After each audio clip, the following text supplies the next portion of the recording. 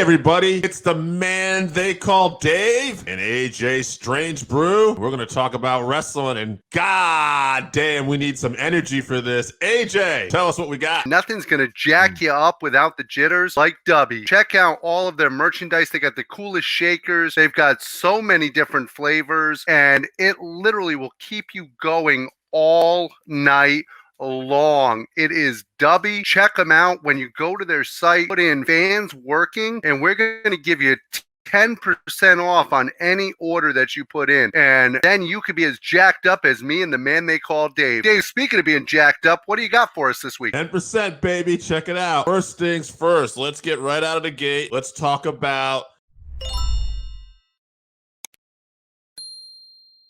Let's start off with AEW Collision, because that's one of his questions. Thoughts on the AEW Collision card for this Saturday? AJ, I got it right here. We'll start off with the matches that, we'll start off with the Punk match. Andrade versus Buddy Matthews. I'm excited to see Andrade back. This is interesting because of the history that they've had in the past. They've always had good chemistry, Andrade, and it's a hell of a way to bring him back. I know he's been out injured, been getting a lot of beach time with Charlotte. That's not easy to come back from, but I think this should be a hell of a match. Ironic that Charlotte came back last week. Andrade will be back this week, so very interesting. Yeah, coincidental, I'm sure. But to me, it seems like a lot of the people that are coming to Collision are some of the people we really want to see, so it's kind of an interesting thing. Yeah, I mean, for me personally, I want to see Miro back. I thought Miro... Andrade, maybe his run in AEW hasn't gone like I liked it, but Miro, I thought, until he left... I thought he had a hell of a run going. I thought he's been performing better than ever. He's performing better than ever, and I love this thing he's doing with God. Yeah, I will see if that's still a thing. Yeah. I love that character. Never seen anyone feud with God other than Vince McMahon before, but Miro.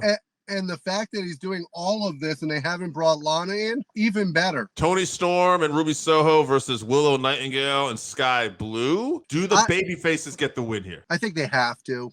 Right. I think they have to find a way to get the win here. They're at a chance. And I know Sky Blue had a great reaction with the crowd there in DC. People love Willow Nightingale. You got to throw them a bone here. We're at a point where you're going to just make them look incredibly weak if they just lose again. Yeah, and you could do Nightingale since she's got the New Japan open weight, the strong title for the women's division over there. She could take on Tony Storm at Forbidden Door. Yeah. So a win here, you could set that up beautifully. Absolutely. And I wouldn't be surprised if they did that. And the reason why I wouldn't be surprised is because I think originally they were going to do that with Monet. I think that with Sasha Banks, they were originally, I think, going to bring her in to do that angle. And I think that now they have to follow through with Willow Nightingale because I'm not sure they have anything else in the pipeline right now. Another match added for the show. I got to say, this is the one I'm kind of the least interested in, despite the fact two giant guys, extremely athletic, Wardlow versus Luchasaurus for the TNT title. I just feel like Wardlow matches just haven't clicked for me lately. I've enjoyed the storyline because Christian is entertaining, Iron Anderson is entertaining. I'm a little tired of the Glock thing. That's a little stupid. However, it's been entertaining. The matches, on the other hand, Wardlow, to me, his matches don't click at all. There doesn't seem to be a lot of rhyme or reason to them. There's not good psychology behind them. Is it his fault? I don't know. It could just be the agent booking it. And then, of course, the main event. We're not talking about CM Punk talking.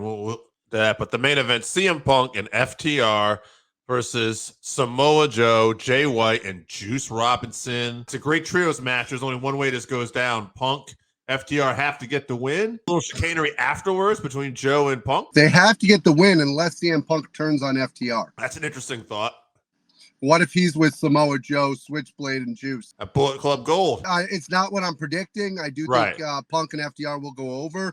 But the only way I see this going down any other way is if he's actually with them. And think about, if you want to make CM Punk heel, stabbing the guys who have been the most vocal about supporting him in the back would be a hell of a way for him to actually go heel. And continuing on, sorry. We'll see. I guess one thing, too, with Punk, we're going to have to see what he talks about and who he calls out. I would say the odds are right now it's going to lead to something with Samoa Joe, it looks like. I wouldn't mind that. I'd love to see you talk about classic battles. Yeah. Those guys in Ring of Honor, some of the best matches in the early 2000s that you can actually put together. I agree.